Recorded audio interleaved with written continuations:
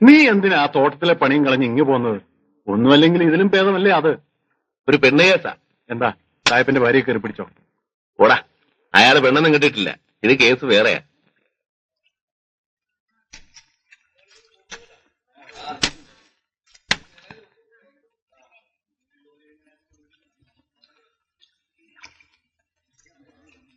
എന്റെ മണിപ്പേഴ്സിനകത്ത് ഒരു പഴയ കുറ്റിക്കാരുടെ ഫോട്ടോ ഉണ്ടായിരുന്നു. അതൊരു ദിവസം ഗതികേറി സായിപ്പിന്റെ കയ്യിൽ ചെന്ന് പെട്ടു. ഫോട്ടോ കണ്ടപ്പോ അയാൾക്കൊരു പൂതി. ഞാൻ പറഞ്ഞു, എന്റെ പൊന്നു മുതലാളി, അവളെ ഒരു ദരിദ്രവാസി കെട്ടിപ്പോയി. ഇനി ഞാൻ വിചാരിച്ചിട്ട് ഒരു കാര്യമില്ല. എവിടെ അയാളെ സമ്മതിക്കും? അവനവന്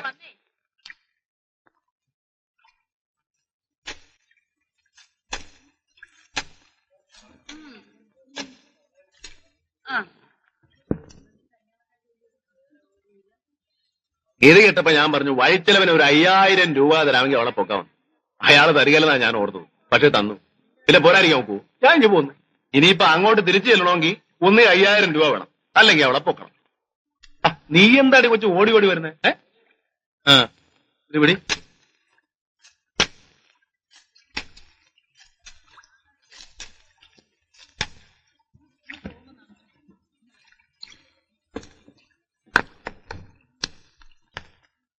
സായിപ്പിന്റെ പെരിയളയ്ക്ക് സുന്ദരിയുടെ പേര് ഞാൻ പറയട്ടെ.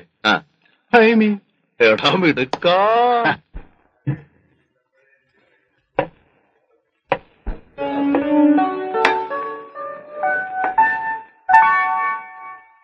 ഫൈമി, കരിമീനുണ്ടോ? കരിമീനില്ല, വരാലേ ഉള്ളൂ. എന്തിനാ ഫൈമി വരാല്? നീ എന്ത് തന്നാലും അതൊക്കെ കരിമീനല്ലേ? പോടോ.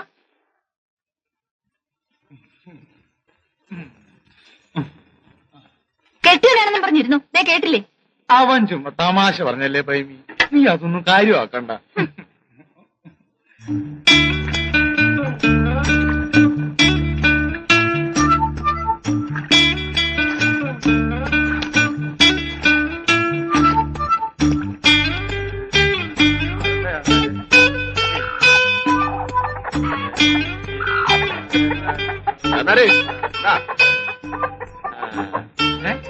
എവിടുന്നാടാ പരമോ നിനക്ക് ഇത്രയും മുഴുത്ത വരാല് കിട്ടുന്നത്? തോട്ടിൽ ചില നല്ല സ്ത്രീകൾ കിടന്നു. ചാന്നാരിക്കാരെ ആരോട് ചെന്ന് പറയരുത്. പറഞ്ഞാൽ ചിലപ്പോ അവന്മാരും രാത്രി ഇറങ്ങി തോട്ടി തപ്പോടും. ഒഴുക്കുവെള്ളത്തിൽ ഇത്രയും വിളഞ്ഞ വരാല് കാണാൻ വഴിയില്ലല്ലോ. അപ്പം തിന്നാ പോരെ, കുഴിയിടുന്ന എന്തിനാ? വേണ്ടെങ്കി വാങ്ങണ്ട. ഒരുമാതിരി കള്ളന്മാരോട് വർത്താനം പറയുന്ന പോലെ.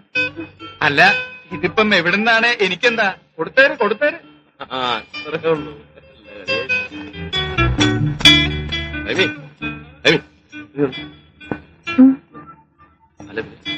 നമുക്കൊന്ന് കാണണ്ടേ? പിന്നെ അണയുടെ അണയുടെ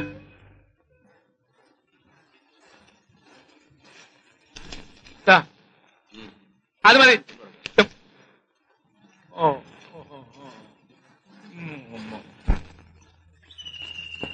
വെറുതെ അല്ലടാ ഇവനെ ഇവിടുന്ന് സായിപ്പന്മാര് പൊക്കിക്കൊണ്ട് പോകുന്നേ.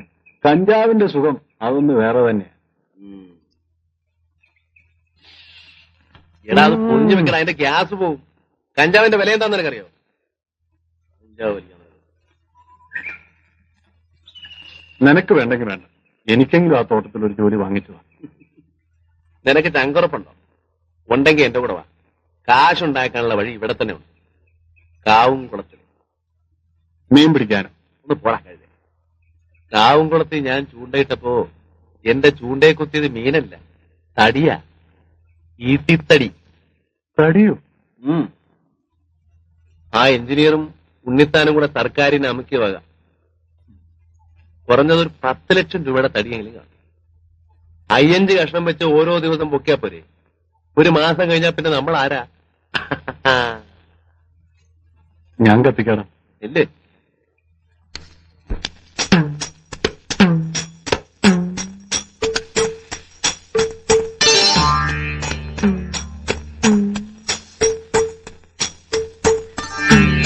കൊടുക്കും.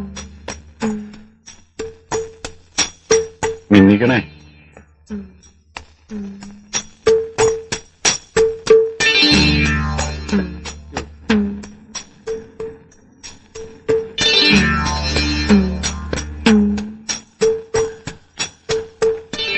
എടാ പരവേ, ദിവസം 5 കഷ്ണം വീതം പൊക്കാതെ ഒരുമിച്ച് അടപടലെ അങ്ങ് പൊക്കിയാലോ?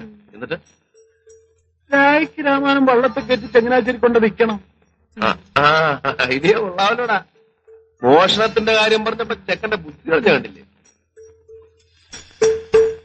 ഏതായാലും ശരിക്കും പ്ലാൻ ചെയ്ത് ചെയ്താൽ മതി.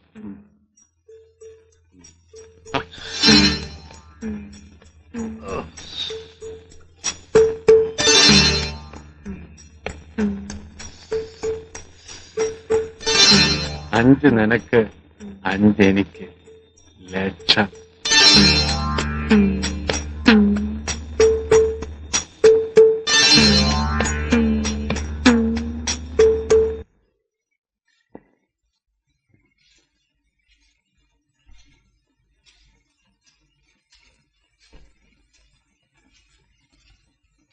കുറച്ചുകൂടെ നേരത്തെ എത്തേണ്ടതായിരുന്നു. ഇനി സാധനം എടുത്ത് ചങ്ങനാശ്ശേരി ചെല്ലുമ്പോ നേരം വെളുക്കും.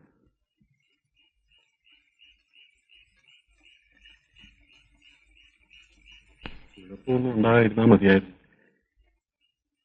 ലൈറ്റ് താത്തി അടിക്കണം.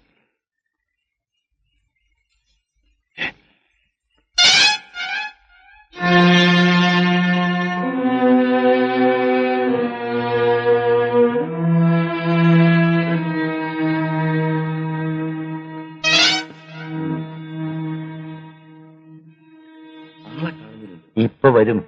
വറിയത് പോയിട്ടുണ്ട്. ഏതായാലും ഇതങ്ങ് പിടിപ്പീര്.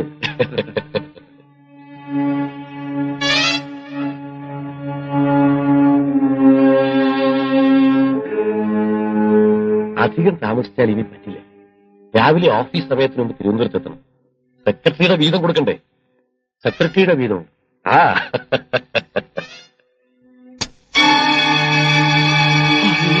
പിന്നെ ഇത് മുഴുവൻ എനിക്കുള്ളതാണെന്നാണോ വിചാരം? അത് കൊള്ളാം. Superintendent, engineer, chief engineer, government secretary, ഇവർക്ക് എല്ലാവർക്കും കൂടി ഉള്ളതാ. അയ്യോ, പിന്നെ എന്തിനാ ഇത്രയും രൂപ ഇങ്ങോട്ട് കൊണ്ടുവന്നത്? അതെ, ഭാര്യനടുത്ത് തിരുവനന്തപുരത്ത് പോകുന്നു എന്ന് പറഞ്ഞാണ് ഇറങ്ങിയത്. രാവിലെ പണം എടുക്കാൻ വേണ്ടി തിരിച്ച് വീട്ടിൽ ചെല്ലാൻ പറ്റുമോ? അതാ ഐഡിയ.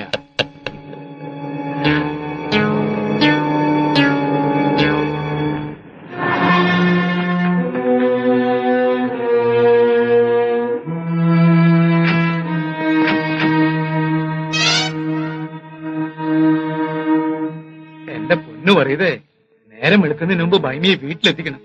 നാട്ടുകാരറിഞ്ഞാൽ ചാന്നാര് വയ്ക്കും. നേരം വെളുക്കുന്നതിന് മുമ്പ് വീട്ടിലെത്തിക്കുന്ന കാര്യം ഞാനേ.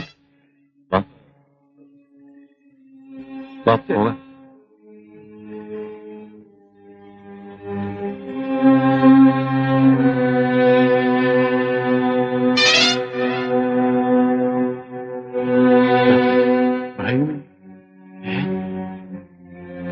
ഒരു കൂത്തച്ചി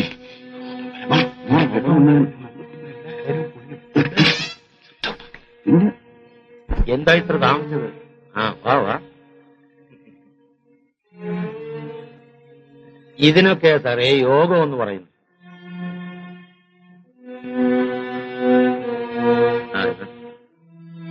എന്താ പറയേ, നമ്മൾ എന്തിനാടാ ഈ സ്വർഗത്തിലെ കട്ടണം പായി നിൽക്കുന്നത്? പോവാം. ഉണ്ണിപ്പൻ, ഇതെന്ത് ചോദ്യമാ സാറ്? കാവും കുളത്തിനടുത്താണോ കുഴപ്പം? ഇവളോട് ചോദിച്ചേ. അല്ല, ഈ പണമൊക്കെ ഉള്ളതുകൊണ്ട് സാറിന് അത്ര സംശയമാണെങ്കിൽ ഇതിരിക്കട്ടെ, പിന്നെ തന്നാ മതി.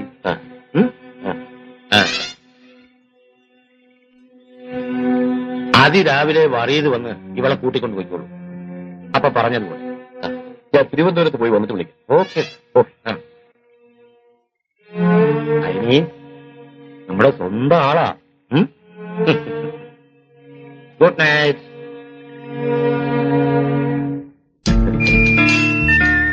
എന്താ പേര്? ഭൈമി. നല്ല പേര്. വാ.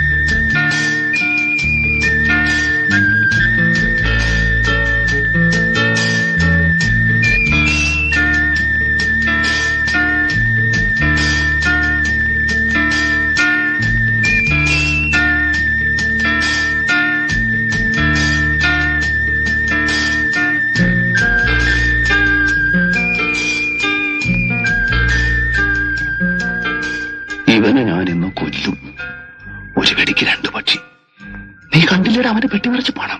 പക്ഷെ തോക്ക് അതൊന്നും സാരമില്ല, അവന്റെ കാര്യം ഞാൻ ഏറ്റു. അവളെ പേടിച്ചാൽ വിളിക്കാതെ നീ നോക്കണം. അത് ഞാൻ ഏറ്റു. അനവാ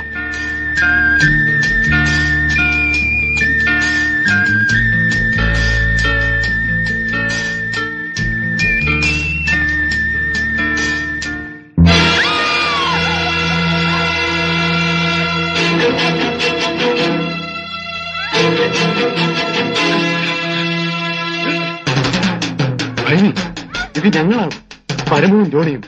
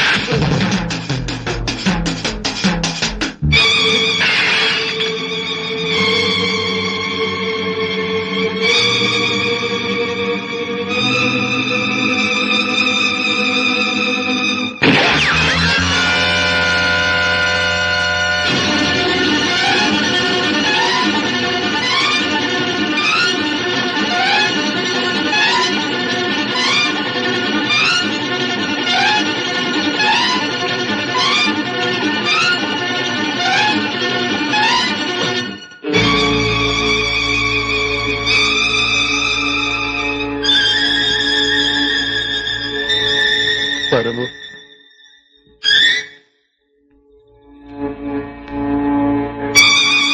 പേടിക്കാതാ.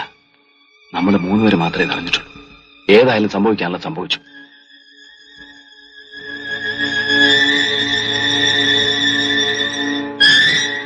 ഇത് ഉണ്ണിത്താന്റെ തോക്കാണ്.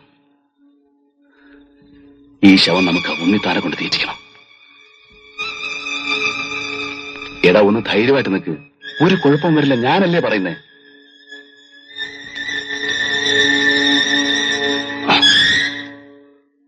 ചുരുങ്ങിയതൊരു 10 ലക്ഷം രൂപയെങ്കിലും വരും. ജോണി, തൽക്കാലം നീ ഇതൊരു തൊളിച്ചു വയ്ക്കും. നമുക്ക് വന്നിട്ട് പങ്കുവയ്ക്കാം. വന്നിട്ടോ? അപ്പൊ നീ എവിടെ പോകുന്നു? ഞാൻ ഇവളെയും കൊണ്ട് തോട്ടത്തിലേക്ക് പോവുക. ഇയാളുടെ ഫിയറ്റ് കാരൻ ഞാൻ കൊണ്ടുപോകും. നീ വാ, നമുക്ക് ഈ ശവം തോക്കെടുത്ത് കൊടുത്തിടാം. നേ,